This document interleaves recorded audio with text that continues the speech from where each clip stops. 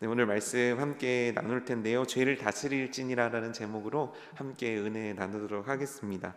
그 외국도 그렇고요. 우리나라에도 있는 호텔 체인점인데 홀리데이인이라는 아주 유명한 호텔 체인점이 있습니다. 그 호텔의 창업자인 캐몬슨 윌슨이라는 사람이 있었는데 이 사람이 원래 호텔 사장으로 태어났는가 그게 아니라 그냥 일반 셀러리맨으로 태어난 거죠. 그런데 어느 날 딱 출근을 하니까 세상에 책상 위에 해고 통지서가 있더래요. 마음이 어땠을까요? 얼마나 가슴이 철렁했을까요? 처자식도 있는데. 그런데 좀 불러다가 우리 회사가 이런 사정이 있고 그래서 어쩔 수 없이 당신을 해고하게 됐습니다 이렇게 설명을 하면 납득이 될 텐데 그냥 아침에 딱 왔는데 그 종이 한 장이 있고 그걸로 끝인 거예요. 그러니까 이 사람 마음에 어떤 감정이 싹트기 시작했을까요?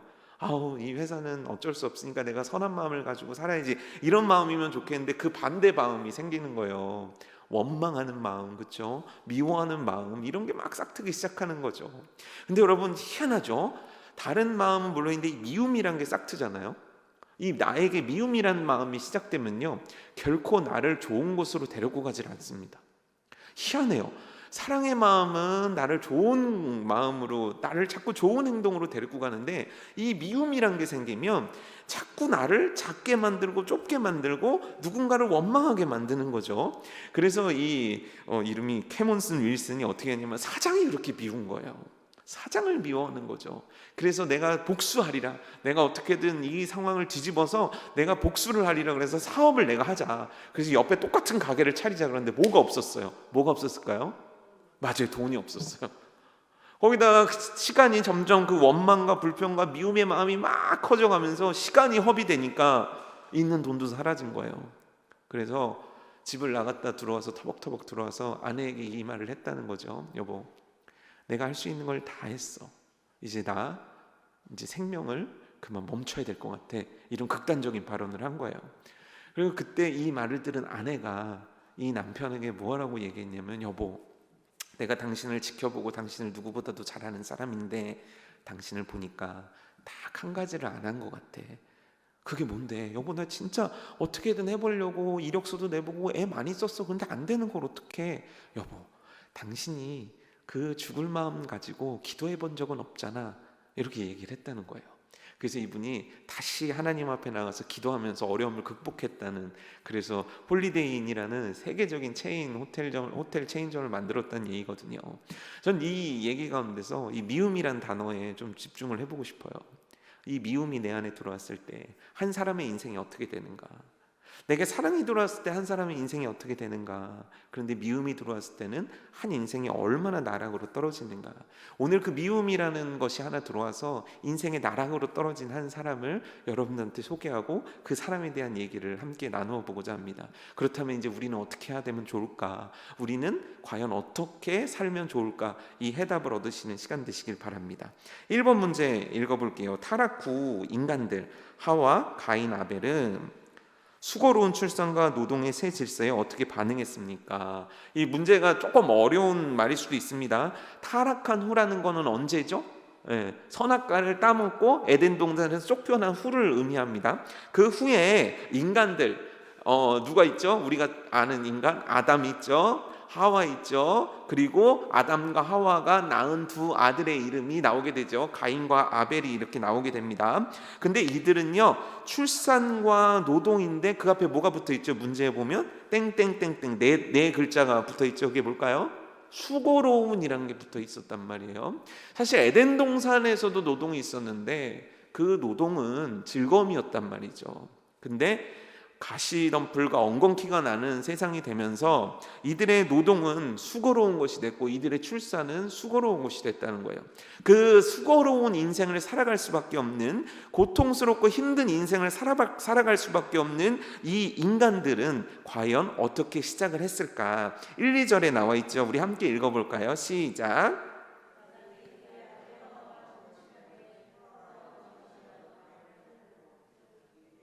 이르되 내가, 그가 또 가인의 아우 아벨을 낳았는데 아벨은, 네, 너무 이해가 되시죠? 아담과 하와가 결혼을 했고 그래서 임신을 해서 아이를 낳은 거예요. 그래서 아이 둘을 낳았다는 거예요. 근데 이 아이를 낳았다라고 표현하지 않고 내가 여호와로 말미암아 득남하였다라고 표현한다는 거예요. 뭐냐면 하나님의 도우심으로 말미암아 하나님으로부터 이 아이가 나왔다라는 것을 고백하는 거예요. 그러니까 이 가인과 아벨은 생물학적인 결합으로 나온 게 아니라는 거예요. 우리라는 생명은요, 많은 과학자들이 생물학적 결합으로 어쩌다가 생긴 정말 무슨 확률 게임으로 우리라는 존재를 밝히는데 그게 아니라는 거예요. 누구로부터 나왔냐? 여호와께로부터 여호와의 계획하심과 은혜 가운데 이 땅에 존재하게 된 게 우리라는 거죠. 그런데 그냥 어쩌다가 우연치 않게 생긴 결합물이라면, 우연치 않게 이 땅에 존재하게 된 존재라면 우리는 정말 막 살아도 되는 거예요. 그냥 우연치 않게 살면 그만인 거예요. 근데 그게 아니라 하나님으로부터 나온 자라면, 하나님으로부터 나왔다는 그 자체만으로 우리는 인생을 어떻게 살아야 될까? 왜 살아야 될까? 무엇을 위해 살아야 될까? 어디를 향해 살아야 될까? 인생 의미 자체가 달라지는 거예요. 그러니 여러분, 우리 자녀들이 이 진화론을 배우고 그것을 신뢰하고 신봉하고 있다는 건요, 무슨 과학적인 어떤 것을 따지는 것이 아니라 내 존재 자체를 끊임없이 추락시켜버리는 거예요. 하나님이 보내주신 고귀하고 고결한 인생이 아니라 어쩌다가 생겨버린 존재로 나라는 존재를 저 밑바닥으로 떨어뜨려버리는 거라는 거죠. 그래서 여러분, 우리가 우리 자손들에게 너가 정말 하나님께서 보내신 자라, 여호와로부터 나온 자라는 것을 우리는 교육시키고 알려줘야 된다는 거죠. 그 하와는 이 고백을 하는 거예요. 그래서 아들 둘을 낳죠. 첫째 아들 이름은 뭐죠? 둘째 아들은요, 아벨이에요. 그렇죠? 근데 이 가인은 뭐 하는 자가 되죠? 농사하는 자가 되고, 이 아벨은 뭐 하는 자가 되죠? 양치는 자가 되는 거예요. 이 아벨이 양을 친다는 건 양만 쳤다 이게 아니라 가축을 돌보는 자가 됐다라는 의미고, 이 농사한다라는 그 의미는 뭐냐면 그 원어를 해석하면 어떤 뜻이냐면요, 땅을 섬기는 자가 되었다라는 뜻이에요. 참, 이 가인이란 이름의 뜻은 뭐냐면 소유하다, 얻다라는 뜻이 있고, 아벨은 헛됨, 허무라는 뜻이 있거든요. 사실 저는 오늘 이 1, 2절을 딱 읽으면서 우리의 인생이 딱 이 두 이름에서 나타나는 것 같더라고요. 뭔가를 얻는데 허무하고, 땅의 노예가 되어서 살아가는 인간. 참 많은, 우리들에게 많은 참 생각할 거리를 주는 이 두 사람의 이름과 직업이에요. 근데 이제 여기까지는 좋았어요. 새 질서, 하나님께서 부여한 새 질서에 아담도 그렇고 하와도 그렇고 가인도 그렇고 아벨도 그렇고 잘 적응하며 살았다는 거예요. 그러다가 드디어 이번 보면 노동을 통해서 얻은 걸로 우리 하나님께 예배 드려야겠다, 제사를 드려야겠다, 제물을 드려야겠다라고 생각을 하고 이 일을 한다는 거죠. 그래서 이 내용이 3, 4절에 나와 있어요. 우리 한번 읽어볼까요? 시작.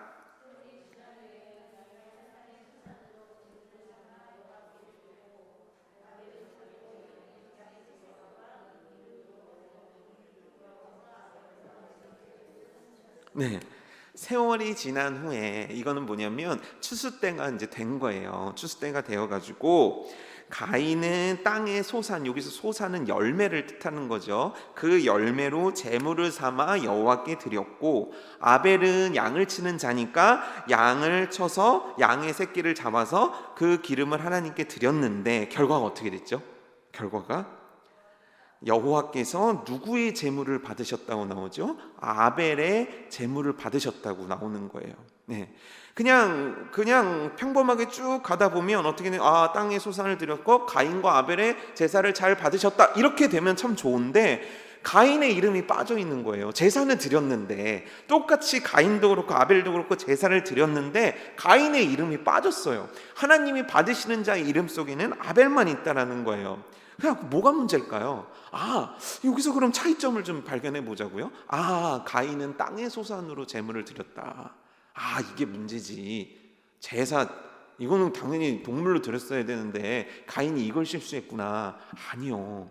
이 율법서를 이렇게 보면요, 소제라는 게 나와요. 뭐냐면 곡식을 잘 빻아가지고 거기에 기름을 섞어서 하나님 앞에 드리는 거. 그건 뭐냐면 이 소제로 드린 것도 허용이 됐기 때문에 곡식으로 소산물로 하나님께 드린 자체가 문제가 되는 게 아니었다는 거예요. 그럼 도대체 뭐가 문제일까? 아니, 아벨은 양을 치는 자니까 양 새끼를 잡아서 드린 거고, 가인은 당연히 곡식을 드린 건데 도대체 뭐가 문제일까? 근데 여기 아주 재밌는 두 가지 단어가 나오는 거예요. 아벨 부분 읽어볼까요? 아벨은 자기도 형이 그렇게 했으니까, 그러니까 가인과 아벨은 사실 자기네들이 재물을 개발해서 한 것이 아니라 아버지로부터 배웠겠죠, 그렇죠? 그것들을 배워서 자기들도 때가 돼서 이제 제사할 때가 돼서 이걸 한 거예요. 근데 아벨은 자기도 뭐를 했냐? 양의 새끼가 아니라 양의 뭐요? 첫 새끼요, 첫 새끼. 오해하지 마십시오. 첫 새끼를 드린 거예요. 처음이 뭐죠? 처음. 이 첫 새끼가 의미하는 게 뭐죠? 혹시 여러분들 주변에서 그런 뭐 청년들이나 직장인들 보신 적 있으신지 모르겠지만, 여러분들도 그러셨는지 모르지만, 첫 월급을 타면 하나님 앞에 헌금을 드리는 그런 일들을 했었다고요. 저도 했었는데, 뭐냐면 이 의미는 뭐냐면, 하나님 나한테 어떻게 이 직장을 주셨어요? 하나님 나 진짜 이렇게 다녀왔고, 하나님 내 평생 이렇게 월급을 처음 받았어요. 그래서 하나님 이걸 드려요. 그 의미가 뭐죠? 내 모든 거예요. 이 직장에서 받은 은혜, 내가 앞으로 살아갈 모든 은혜에 대해서 하나님 정말 감사합니다. 굉장히 상징적인 의미, 내 전부입니다를 드리는 상징적인 의미가 이 첫이라는 의미에 있다고요. 그러니까 아벨이 첫 새끼를 드렸다는 건 가장 소중한 걸 드렸다는 거예요. 가장 우선으로 드렸다는 거예요. 하나님 앞에. 이 첫이라는 게 그 의미죠. 그 다음에 또 나와요. 뭐로요? 기름으로. 예.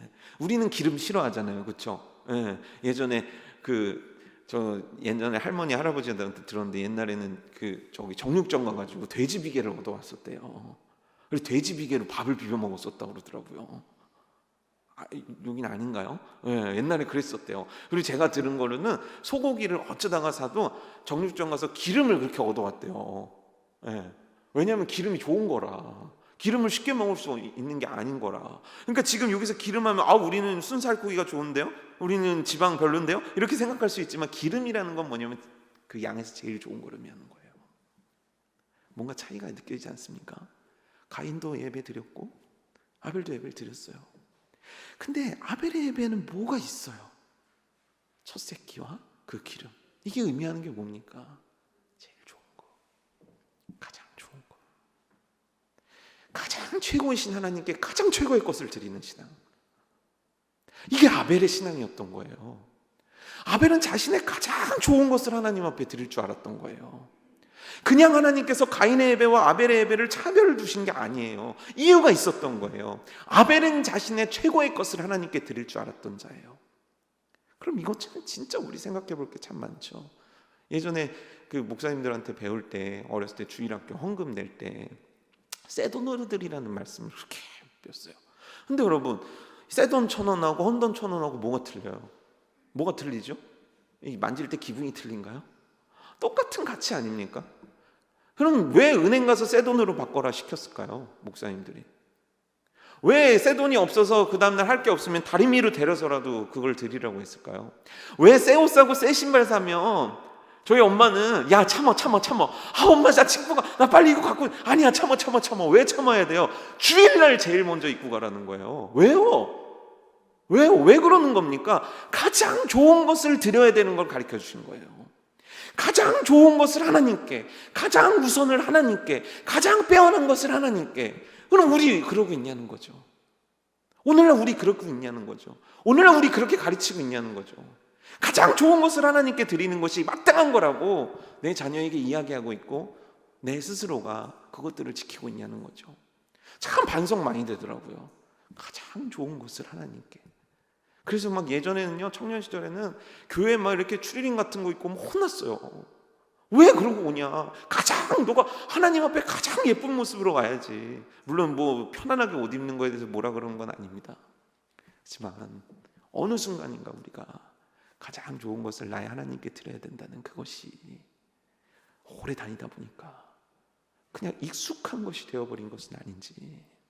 근데 이 부분에 대해서 히브리서 기자는 이렇게 얘기해요. 아벨이 가인보다 나은 예배를 드린 이유가 뭐냐? 믿음으로 드렸기 때문이라는 거예요. 믿음? 아니 가인은 믿음이 없었습니까? 가인도 하나님을 알고 있고 믿었기 때문에 제물 드린 거 아닙니까? 그리고 뒤에 보면 하나님과 가인이 막 이 얘기를 했는데, 얘기도 나누는데, 가인이 하나님이라는 존재를 몰랐겠습니까? 그럼 왜 히브리서 기자는 여기서 믿음이란 개념을 갖고 왔냐는 거죠. 믿음이 뭐냐는 거죠. 여러분, 믿음이 뭡니까? 믿음은 신뢰하는 거예요. 그 믿고 신뢰하는 것은 관계예요. 하나님과의 관계성에서 나오는 단어인 거예요. 믿음은요, 철저히 하나님과 관계를 의미하는 거예요. 그럼 믿음이란 것이 무엇이냐, 신뢰가 무엇이냐? 여러분, 죄송합니다. 저 얼마 전에 부부의 세계 보셨습니까? 네, 보신 분들, 정말 이 부부의 세계를 보신 분들은 정말 공감하실 수 있는 내용인데, 안 보신 분들에게는 뭐 굳이 보라고는 말씀 안 드리겠습니다. 네, 저기 사랑한 게 죄냐고 막 이런 표현이 나올 때 막 열이 오르거든요. 그래서 여기 혈압 높으신 분들은 안 보시는 게 좋을 것 같습니다. 그 내용이 뭐가 있냐면, 남편과 아내가 사랑했단 말이에요. 근데 이 남편이 다른 여자가 생긴 거예요. 자, 보세요. 둘이 신뢰했어요. 사랑했어요. 근데 그게 깨졌어요. 그래서 이 남자는 다른 여자 신뢰하게 됐어요. 그럼 이 남자와 이 여자의 관계는 어떻게 됩니까? 깨진 거죠. 그렇죠? 네. 사실 믿음이라는 건요, 관계하고 깊은 연결이 있어요. 관계가 뭔데요? 좋은 관계, 사랑하는 것, 가까이 하는 것, 좋아하는 것, 하나님과의 관계. 그럼 어떻게 됩니까? 여러분, 사랑하는 사람한테 뭘 주고 싶으세요? 제가 예전에 그 중고등부 학생들한테 설명한 게 있는데, 너네들 사랑하는 여자가 있냐? 그때 네, 그렇더라고요. 야, 그러면 그 여자가 100일이 됐다 치자. 그럼 그 여자친구한테 선물을 어떻게 할래? 저 시장에서 저기 생선 싼 비닐봉지 가지고 거기다 선물 줄래? 아니면 너가 할 수 있는 모든 애와 수고를 다해서 그 사람을 기쁘게 위해 드릴 모든 최선을 다할래? 여러분, 뭡니까? 1번입니까? 2번입니까? 쉬운데 1번입니까? 2번입니까? 2번이죠. 그래요. 내가 하나님을 신뢰하고 믿고 하나님을 가까이 하면 가까이 할수록 내가 그분에게 뭔가 더 최상의 걸 드리고 싶어 하는 거예요. 결국 오늘의 우리의 신앙의 모습과 태도가 하나님과의 관계를 생각해 볼 수 있는 것이고, 그것은 과연 나의 믿음의 여부까지도 생각해 볼 수 있게 만드는 거예요. 아벨은 그게 달랐다고요. 하나님을 진심으로 믿고 사랑했단 말이에요. 그래서 그 하나님을 위해서 무엇을 드리면 좋을까? 어떻게 하면 나의 하나님을 기쁘시게 드릴 수 있고, 어떻게 하면 나의 하나님께 최고의 것을 드릴 수 있을까? 생각이 틀리고 행동이 틀렸고 태도가 틀렸단 말이에요. 그래서 하나님은 아벨의 제사를 받으셨는데, 여기 쓰인 단어가 받으셨다는 게 무슨 뜻인지 아십니까? 주목하다는 뜻이에요. 주목이 뭐예요? 군대에서 주목하면 어떻게 해야 됩니까? 옆에 보고 있다고 어떻게 해야 되죠? 이렇게 딱 봐야 돼. 누구를? 이거 주먹 올린 주먹이 아닌 어떤 주목하는 이 사람을 봐야 되는 거예요. 이게 주목이에요. 다른 곳에 있다가 시선을 딱 그 사람만 딱 집중하는 게 주목이에요. 하나님께서 받으셨다는 건 뭐냐면, 가인도 있고 아벨도 있는데 가인은 쳐다보지도 않고 아벨에게 딱 집중하셨다는 뜻이에요. 아벨만 주목하셔 보셨다는 거예요. 이게 얼마나 무섭고 또 이게 얼마나 놀랍고 오늘 우리들에게 얼마나 많은 것들을 생각하게 하는 말씀입니까? 하나님은 아벨의 중심을 하셨던 거예요. 그래서 그의 제사를 주목해서 보신 거죠. 그렇다면 가인의 제물에 대해서는 어떻게 하셨을까요? 5절 읽어볼까요? 시작.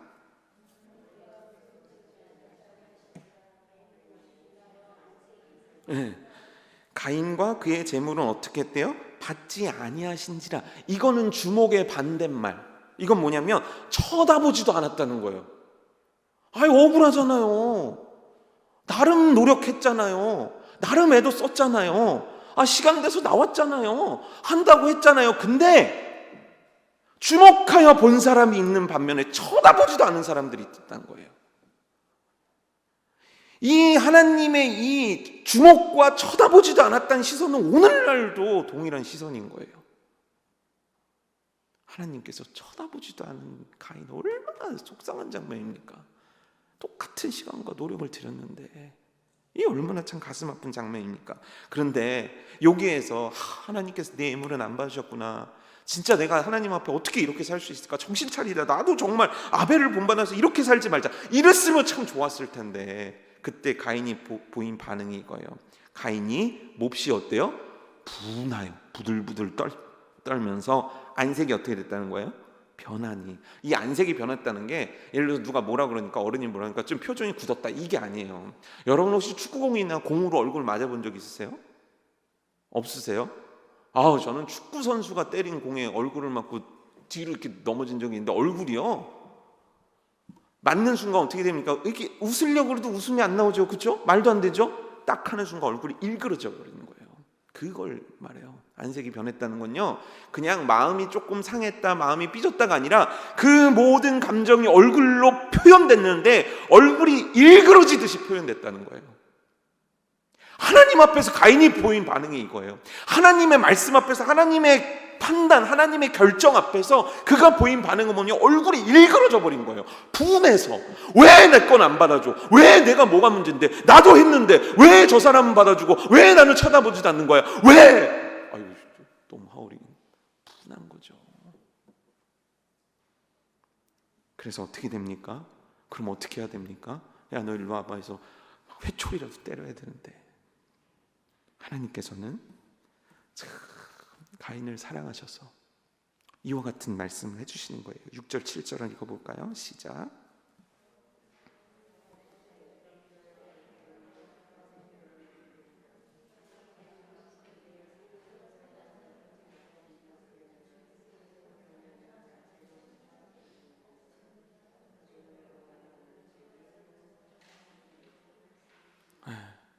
딱 보실 때 느낌이 어떠세요? 하나님 되게 화나셨나 보다, 가인 혼내나 보다. 사실 저도 그렇게 받아들인 적이 있었거든요. 근데 다시 하나하나 보니까요, 와, 어떻게 하나님은 그 앞에서 얼굴을 일그러지도록 분을 표현한 자를 이렇게 사랑하시나, 이와 같이 은혜를 베푸실 수 있나. 저하고 같이 봐요. 여호와께서 가인에게 이르시되 내가 분하여함은 어찌 됨이며 안색이 변함은 어찌 됨이냐. 왜 분해하고 왜 안색이 변하니? 내가 선을 행하면 어찌 낯을 들지 못하겠느냐. 이건 뭐냐면, 네가 잘했으면, 네가 정말 잘했으면 왜 그런 표정을 짓니? 네가 잘했으면 내가 그렇게 했겠니? 이런 의미인 거예요. 의미가 이해가 되시죠? 그리고 나서 하시는 말씀이에요. 선을 행하지 아니하면. 여기서 선을 행하지 아니하면 이란 뜻이 뭐냐면, 너가 지금 잘못을 뉘우치고 선한 마음으로 돌이키지 아니하면, 이 뜻이에요. 잘못인 거를 너가 알았으면 그 잘못에 대해서 깨닫고 그 자리에서 돌이켜야 되는 것이 맞는 것인데, 너가 그렇게 선을 행하지 않으며, 너가 지금 그렇게 하나님 뜻으로 돌이키지 않으면 죄가 문에 엎드려 있느니라. 이 엎드려 있느니라, 문에 엎드려 있냐는 뭐냐면 문 뒤에 숨어 있다는 거예요. 잠복하고 있다는 거예요. 언제든지 나오면 쳐버릴 수 있게 준비하고 있다는 거예요. 누가요? 죄가. 사단이요. 사단이 죄를 가지고 너를 넘어뜨리고 너를 거꾸로 트리고 너를 앗아가기 위해서 기다리고 있다는 거예요. 그리고 나서 죄가 너를 원하나, 이게 뭐냐면 죄가 너를 향해 길을 쓰고 달려든다는 거예요. 그러니까 어떻게 하라는 거예요? 빨리 돌이키고 너는 죄를 다스려야 된다. 여기에서 멈춰야 된다. 여기서 돌이켜야 된다. 더 가게 되면 너 죄악에 먹혀버리고 네 인생 비참하게 된다. 그러니 가인아, 그러니 아들아, 그러니 내 사랑하는 자여, 이제 그만해라. 이제 좀 멈춰라. 이제 돌이켜라. 이 하나님의 뜨거운 호소가 이 말씀 속에 담겨져 있는 거예요. 너무 사랑하니까. 여러분, 신약 성경에 베드로전서 5장 8절에 이런 게 있어요. 뭐가 있죠? 누가 우는 사자같이, 우는 사자가 우리를 노리고 있다. 기억나십니까? 똑같은 말씀이에요. 그러니까 너는 빨리 돌이켜서 죄를 다스려야 된다. 그럼 이때 여러분들이 아벨이면 이렇게 하나님이 말씀하신 거예요. 그럼 그때 어떻게 해야 됩니까? 어떻게 해야 될까요? 하나님, 잘못했습니다. 제가 잘못했어요. 하나님, 저 좀 도와주세요. 잘못했어요. 도와주세요. 이 두 맞으면요, 가인의 인생이 이렇게 안 돼요. 이렇게 가인이 망가지지 않아요. 하나님은요, 계속 가인에게 기회를 주고 계신 거예요. 가인에게 계속 기회를 주시는 거예요. 너 그러면 안 돼. 너 깨달아야지. 너 이제 그만해야지. 그런데 가인의 반응은 우리가 생각하는 반응과는 정반대로 가버리는 거예요. 8절 말씀 읽어볼게요. 시작.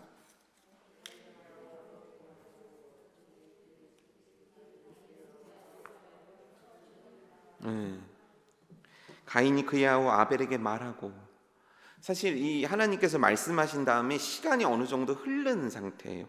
이 말하고는 미래 완료형이라서 여튼 그 참 저거 중학교 고등학교 영어 할 때도 시제가 참 우리에게 골치 아픈 문제 아닙니까? 그래서 어찌됐건 시간이 좀 흐른 뒤다 이렇게 생각을 하시면 돼요. 가인이 그 아우 아벨에게 말하고, 이거를 공동번역으로 보면 어떻게 나오냐면 가인이 그의 아우 아벨에게 들로 가자라고 얘기하는 거예요. 들로 가자. 왜 들로 가자 그러는 거예요? 소풍 가는 거예요? 시간이 지나서 들로 가자. 요 두 가지가 의미하는 게 뭐예요? 계획된 범죄였어요.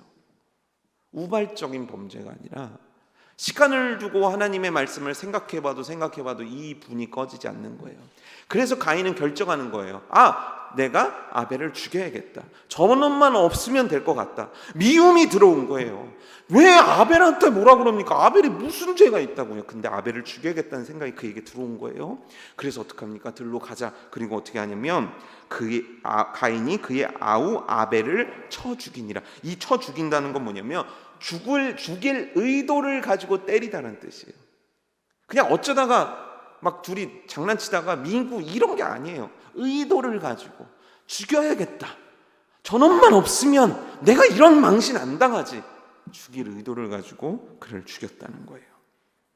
그런데요, 이 다음에 참 구절을 보면, 문제는 나와 있지 않지만 구절을 보면 하나님께서 얼마나 이 가인이라는 사람을 사랑하신지가 또 나와요. 우리 구절 한번 읽어볼까요? 여호와께서 가인에게 이르시되 내 아우 아벨이 어디 있느냐? 그가 이르되 내가 알지 못하나이다. 내가 내 아우를 지키는 자니이까. 하나님은 진짜 몰라서 물어보신 겁니까? 내 아우가 어디 있느냐? 몰라서 물어보신 겁니까? 알면서 물어보신 겁니까? 알면서요. 그렇죠? 왜요? 기회를 주고 싶은 거예요. 여러분 자녀들을 혼내보셨죠? 그렇죠? 저도 제 자녀들 혼내봤죠. 얼마 전에 이제 윤호가 잘못해가지고 근데 저한테 혼났단 말이에요. 그러면은 이제 윤호가 안경을 딱 집어 던진 거예요. 그래가지고 이제 제가 불러다 놓고, 야, 너 왜 안경 벗었어? 자, 왜 안경 벗었어란 말을 저는 왜 시작했을까요? 1번, 객관식 좋아하시니까. 한국 사람은 객관식을 좋아합니다. 1번, 꼬투리 잡아서 패려고. 2번, 문제를 해결하고 용서해 주려고. 몇 번이겠습니까? 맞아요. 여러분들이 자녀를 불러다 놓고 혼낼 때 여러분들의 마음이나 의도나 가고자 하는 방향은 그거예요. 그렇죠? 맞지 않습니까? 대답만 잘하면 때리지도 않아요. 우리 그래요. 애초에 이 자녀를 용서할 마음을 가지고 말을 시켜요. 이 자녀를 어떻게든 잘해주고 싶어서 사실은 그러는 거예요. 그런데 가인의 대답 어떻게 합니까? 내가 모릅니다. 알지 못합니다. 내가 내 아우를 지키는 자니까. 언제 하나님이 너가 지키는 자라고 물어본 적 있습니까? 언제 하나님이 너가 지켜야 된다라고 의무감을 준 적 있습니까? 근데 가인은 이와 같이 대답하는 거예요. 나와 무슨 상관이 있다고 나한테 물어보십니까? 오히려 그 변했던 안색이 돌아오지 않고 여전히 그 안색을 가지고 하나님께 대적하는 가인의 모습을 여기서 볼 수 있는 거예요. 하나님은 또 기회를 주셨지만 가인은 그 기회를 잡지 못한 거예요. 그래서 어떻게 됐습니까? 10절에서 12절 우리 읽어볼게요. 시작.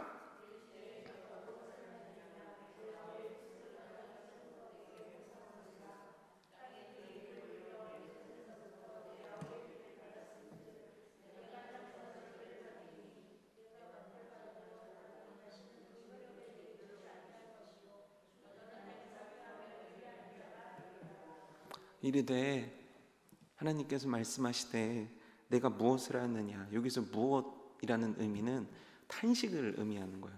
야, 너 뭐 했냐? 이 의미인 거죠. 내 아우의 핏소리가 땅에서부터 내게 호소하느니라. 여기서 내게 호소한다는 의미는 그냥 평범한 표현이 아니에요. 날카로운 소리를 지르다. 살려주세요, 살려주세요 하는 고함치는 아주 날카로운 비명소리가 들렸다라는 거예요. 그래서 땅이 그 입을 벌려 내 손에서부터 내 아우의 피를 받았은즉 내가 땅에서 저주를 받게 된다. 가인이 뭐 하는 자죠? 농사 짓는 자죠. 땅을 섬기는 자가 땅에서 저주를 받는 인생이 되는 거예요. 그래서 어떻게 됩니까? 밭을 갈아도 땅이 다시는 그 효력을 내게 주지 아니할 것이요, 씨를 뿌려요, 같이 애를 쓰고 같이 노력을 해도 열매가 안 맺혀요. 수확이 없어요. 그렇게 되니까 어떤 인생이 됩니까? 너는 땅에서 피하며 유리하는 자가 되리라. 피한다는 건 뭐냐면 너를 쫓는 자가 생긴다는 거예요. 살인자니까 쫓는 자, 네 목숨이 위태위태해서 너는 계속 쫓기는 자가 될 것이고, 유리하는 자, 여기서도 안 되니까 저기로 가야 되고, 저기서도 안 되니까 또 다른 곳으로 가야 되고, 나그네 인생, 떠돌이 인생, 어디도 정착하지 못하는 불안정한 인생을 살아갈 수밖에 없다는 거예요. 농사를 짓는 사람인데요, 이런 인생이 얼마나 큰 괴로움과 아픔입니까? 근데 그렇게 하나님은 말씀하시는 거예요. 그때 가인의 대답이 참 또 가관입니다. 13절 14절 보면 가인이 여호와께 이렇게 말해요. 가인이 여호와께 아뢰되 내 죄 벌이 지기가 너무 무거우니이다. 이게 하나님, 제가 진짜 역부족입니다. 제가 최선을 다해보려고 하는데 도저히 못하겠습니다. 이 의미가 아니에요. 나 이거 못 받아들이겠습니다. 지금 말로 나 항소하겠습니다, 이 뜻인 거예요. 나 이런 벌 못 받아들이겠습니다. 그러면서 하는 얘기가 뭐냐면, 주께서 오늘 이 지면에서 나를 쫓아내시온즉 내가 주의 낯을 배웁지 못하오니니, 이 주의 낯을 배웁지 못한다. 그래도 이 가인이 그래도 하나님의 어떤 은혜를 아나 보다. 그게 아니라 하나님으로부터 주어지는 은혜와 공급이 나에게 끊어져 버리면 내가 어떻게 살겠습니까? 그러면서 하는 얘기예요. 내가 땅에서 피하며 유리한 자가 될지라. 나는 이렇게 될 수밖에 없을 겁니다. 피하며 도망가며 이곳저곳 떠돌이대는 인생밖에 살아갈 수 없을 겁니다. 무릇 나를 만나는 자마다 나를 죽일 것입니다.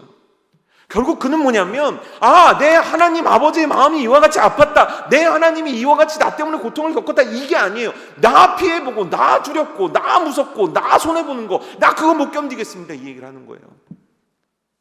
하나님의 말씀을 그렇게 어기고 하나님이 주시는 기회를 그렇게 차버리고 나서 나온 그의 반응이 나 이 벌 못 받겠습니다 한 거예요. 그런데 이에 대해서 이 죄를 뉘우치지 못하는, 자신의 죄의 무게가 무겁다고 말하는 가인에게 하나님 어떻게 하십니까? 우리 15절 읽어볼까요? 시작.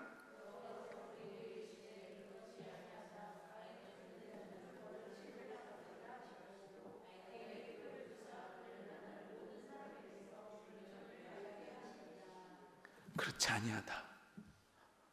내가 그렇게 안 하게 해줄게. 그러면서 하는 말씀이에요. 가인을 죽이는 자는 벌, 여기는 복수라는 의미예요. 복수, 이 리벤지, 복수를 의미하는 거예요.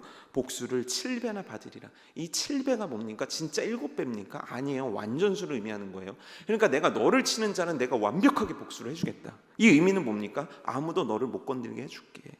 그리고 가인에게 표를 주사 그를 만나는 모든 사람에게서 죽임을 면하게 하시니라. 왜 이러시는 겁니까? 하나님의 은혜예요. 하나님의 은총이에요. 사실 이게 쭉 이 내용을 이렇게 보니까 가인이 참 밉죠. 그런데 반대로 생각나는 게 하나님의 마음이 보이는 거예요. 자녀를 낳아보니까 사실 알게 된 느낌이고 감정인 거죠. 하나님 얼마나 아프셨을까요? 아벨이 죽은 것도 얼마나 아팠을까요? 땅이 고통받고 있는 것도 얼마나 아프셨을까요?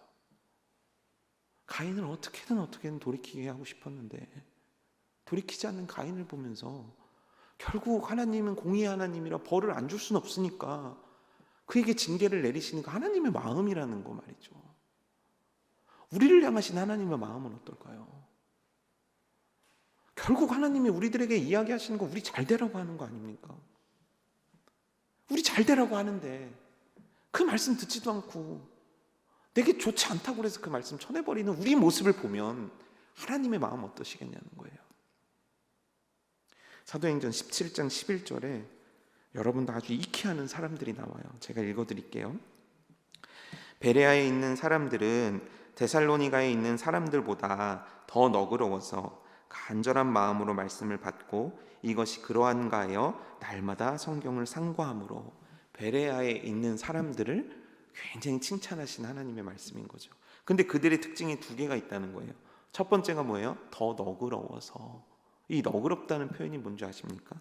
이거는 부유해서, 그들이 고귀해서, 고결해서 이런 의미도 있지만 또 다른 의미로 어떤 게 있냐면 편견이 없는 이란 뜻이에요. 그러니까 그들은 하나님께서 무슨 말씀을 주셔도 편견 자체를 갖고 있지 않다는 거예요. 저건 아들이라고 하는 말씀에 이런 게 없다는 거예요. 저거 누구 때문에 하는 얘기군, 이런 게 없다는 거예요. 그냥 그게 하나님의 순수한 말씀으로 받아들였다는 거예요. 그들에겐 하나님의 말씀에 대해 선택하는 것이 아니라 하나님께서 하신 말씀 그대로 편견 없이 받아들일 수 있는 자들이 되었다는 거예요. 그래서 그들에게 나타나는 특징이 뭐냐면 그 말씀을 간절한 마음으로 받고, 그 말씀이 무엇인가, 이 말씀을 왜 나에게 하셨나, 이 말씀을 주신 하나님의 뜻은 무엇인가 날마다 묵상하며 생각했다는 거예요. 여러분, 우리 편견 있지 않습니까? 하나님 말씀 앞에 우리만의 생각이 있잖아요. 그래서 내 기준을 딱 세워놓고 이건 저 사람한테 하는 말씀, 이건 저 사람한테 하는 말씀 나눠버리잖아요. 아니요. 우리들이 진짜 가인처럼 되지 않으려면 우리들에게 필요한 것이 있는데 편견이 없는 마음이에요. 편견이 없음. 그냥 순수하게 아이처럼 순결하게 그 말씀 그대로를 받아들일 수 있음이 우리들에게 필요한 거예요. 여러분 가운데 이 편견 없는 마음이 있기를 주님의 이름으로 축복합니다. 두 번째 나누고 싶은 건요, 우리 다시 이 신앙 회복하자고요. 가장 좋은 것으로 드리고자 하는 그 열망, 가장 좋은 것을 드리고 싶은 그 뜨거움 있잖아요. 막 하나님 생각하면 막 가슴이 뜨거워가지고요, 예배 하나 찬양 하나도 허투루 하지 않았던 그 시절 말이죠. 막 하나님 앞에 예물 드리는 게 너무 기뻐가지고 막 어쩔 줄 모르는. 제가 대학교 1학년 때 아르바이트를 했는데 5만 원을 벌었거든요. 주당 이제 그 시간당 2,000원 시대였었어요. 되게 옛날 사람 같죠. 시간당 2,000원씩 하루 5시간씩 일하면 5만 원을 벌었어요. 그럼 이제 그 5만 원이 제 그 일주일 용돈이었다고요. 근데 얼마나 그 돈을 받는 순간 마음이 기쁘던지. 왜 기뻤냐면 하나님 앞에 헌금 더 드릴 수 있겠다. 그래갖고 제가 4만 원을 드렸어요. 지금은 그냥 4만 원 그냥 주머니에서 나올 수 있어요. 그래도. 근데 그 기쁨이 과연 지금도 나에게 있는가? 저도 반성이 되는 거예요. 하나님께 더 드리고 싶고, 이게 꼭 예물만을 의미하는 게 아닙니다. 가장 이해하기가 쉬워서 여러분들께 말씀드리는 거죠. 하나님 앞에 막 드리고 싶고 하고 싶고 막 가장 좋은 걸 드리고 싶은데 뜨거운 마음 우리 가운데 회복되기를 축복합니다. 세 번째는요, 사단이 나를 노리고 있다는 거죠. 그럼 어떻게 해야 될까요? 그래서 우리는 거룩의 자리에 있어야 되는 거예요. 거룩이 뭡니까? 구별된 구분됨이에요. 뭐와요? 세상과. 이게 의미하는 게 뭐예요? 어떻게 하면 구별되는 거예요? 어떻게 하면 구분되는 거예요? 하나님을 가까이 하는 것, 하나님만 가까이 하려는 신앙, 하나님을 가까이 하기 위해 몸부림치는 것, 하나님을 가까이 하기 위해 말씀 듣고, 하나님을 가까이 하기 위해서 기도하고, 하나님을 가까이 하기 위해서 예배드리고, 하나님을 가까이 하는데 몰입하는 나의 삶. 이리 할 때 우리를 어떻게든 삼켜버리려고 달겨드는 사단의 유혹, 죄의 유혹 앞에서 우리가 이길 수 있지 않겠습니까? 여러분, 이것이 우리 신앙 가운데 회복되기를 주님의 이름으로 축복합니다.